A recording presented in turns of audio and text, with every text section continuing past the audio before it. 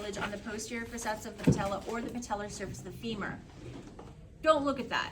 We don't want to use that test. I'm going to show you a better, in my opinion, and simpler way to do test for the same thing. So I want to make sure, you can come high seated. I want to make sure that I'm testing all the way through the range of motion so that I'm getting all aspects of the patellar surface of the femur, and all areas on the back of the patella are actually getting some sort of compression. So this is just called the Patella Compression test. And so in a high seated position, if the patient, this can be done actively by the patient or passively, but we're going to be moving the leg. You're either going to move it or I'm going to move it for you.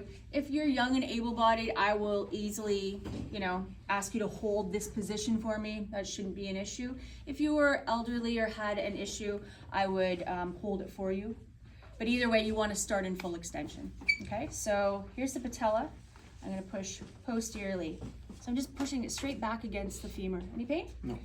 All right, let's move to 30 degrees of knee flexion. Any pain? No. Again at 60. Any pain? No. And then at 90.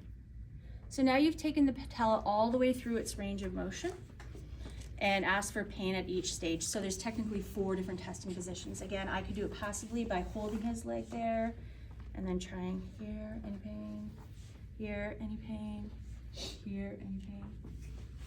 That's all. Pretty straightforward. It doesn't matter if they're supporting the leg. What's the name of the No, test? it's just the position of the patella. You just want to make sure that it's still gliding over the range. So you test it. Hi, that's the name of the test.